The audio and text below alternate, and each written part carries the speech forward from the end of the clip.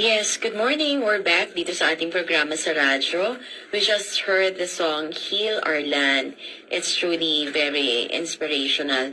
At of course, as always, pinapanalangin natin na magiging matagumpay ang ating bansang Pilipinas at patuloy tayong sasamahan ng Diyos sa lahat ng ating pakikibaka. At hindi magiging hindrance, of course, ang ating pagkakaiba-iba, 'di ba? Patuloy nawa na pangunahan tayo ng Diyos sa ating mga dalahin sa ating journey sa buhay na ito. Sa gitna ng ating pagkakaiba-iba, naway manatiling matatag ang ating paggalang sa isa't isa.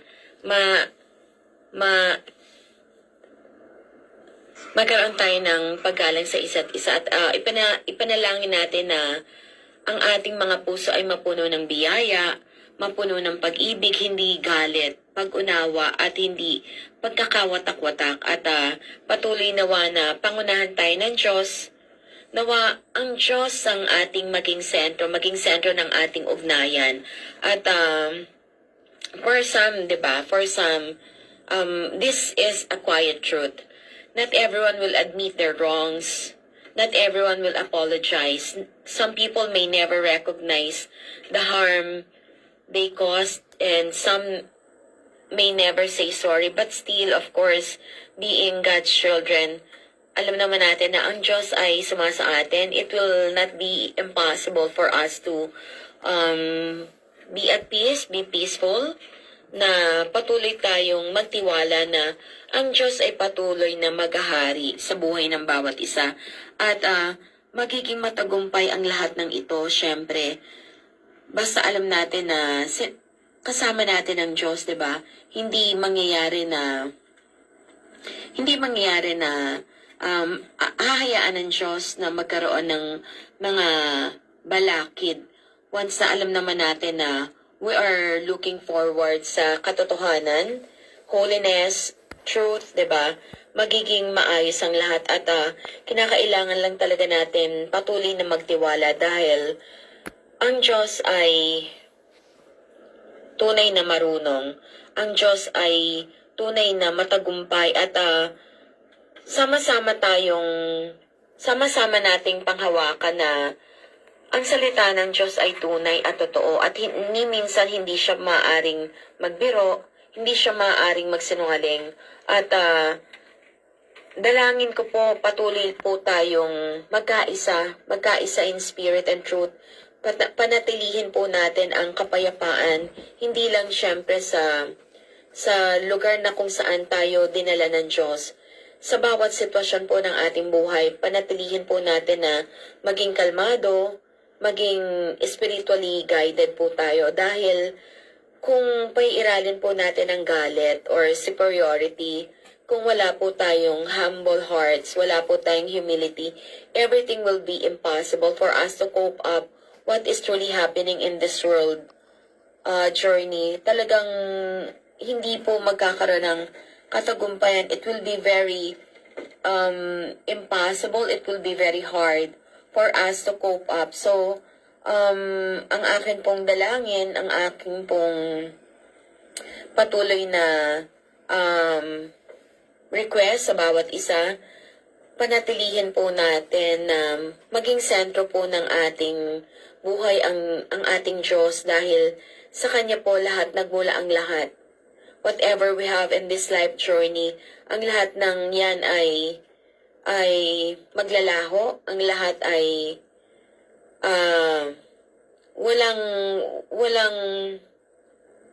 hindi po yan magiging still, 'di ba? Ang lahat ay panandalian lamang. So, let's always be mindful na sa Diyos lang ang lahat at pag nasa Diyos po tayo, magkakaroon po talaga tayo ng katagumpayan at hindi maaring maghari ang kasamaan, di po ba?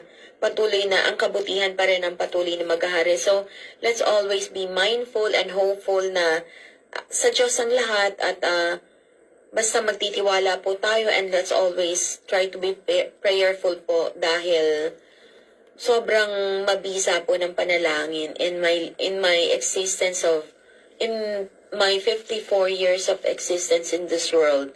Tunay nga po na ang nakapagbibigay po sa akin ng iba yung kalakasan, ang ating pong Diyos. Sa Diyos lang po talaga tayo magtitiwala.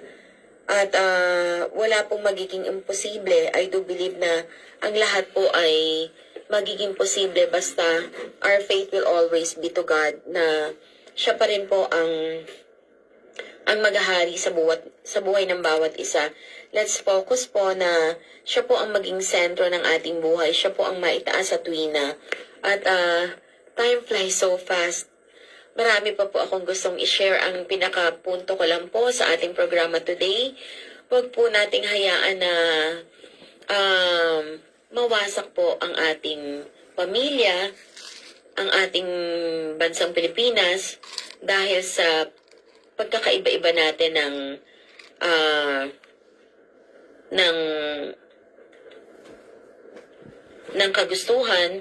Magkaroon po tayo ng paggalang, magkaroon po tayo ng respeto, bigyan po natin ng kalayaan ng bawat isa, especially we are living in a democratic country. So, ayun po, at patuloy nawa na maging instrumento po tayo ng kapayapaan, ng pag-ibig, manatili po sa atin ang kagalakan, magkaroon po tayo ng kababaang loob, patuloy po na Diyos po ang maitaas sa ating buhay, at hindi po yung ating mga emotion, yung mga feelings po natin, ipagsawalang bahala po natin yan. Dahil we're looking forward for a better future, a better life, a better Philippines po. At yun po, sana po patuloy po tayong magkaisa. Let's be united in Christ. At before we finish, syempre, nais pa rin nating magbigay pasasalamat again and again for those who were able to come, dumating po sa event na kung saan tayo po ay nagdiwang. Salamat po sa buhay ng bawat isa.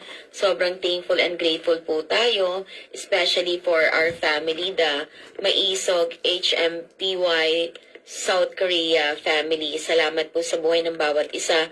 At higit sa lahat po, syempre, sa ating mga officers na nagbigay po talaga ng buhay, nagbigay ng kanilang lahat-lahat po, sa ating mga volunteers, marshal, sa ating mga kababayan dito sa South Korea na truly nagbigay po ng buhay sa event na to.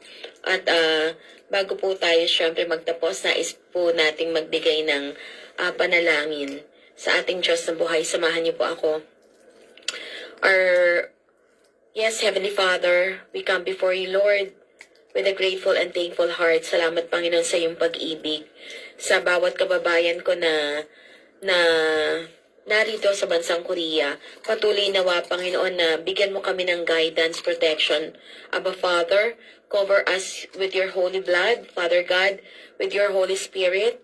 Almighty Father, we thank you for this time together. Thank you for touching our hearts, guiding our thoughts, and inspiring our souls, Lord God. Help us, Lord. Help us to live each day with respect, patience, and unity in our families and communities, Father God. May our words and actions reflect your love, Father God, and may we always be instruments of peace and progress. Protect and guide our nations, Lord. Father God, and bless each listener with your divine wisdom and grace. Yes, Almighty Father, we leave everything into your precious name, holy name. We glorify and we honor you, Father God. Thank you, our dear listeners, our dear kababayan out there. Patuloy po tayong samahan ng Diyos ng buhay. At mabuhay po tayong lahat. I love you po with God's amazing love. Thank you very much po sa buhay ng bawat isa. At panatilihin po natin na tayo ay magkakaisa po in spirit and truth, because God is love and we are God's children. At salamat po. I love you po. At God bless us all.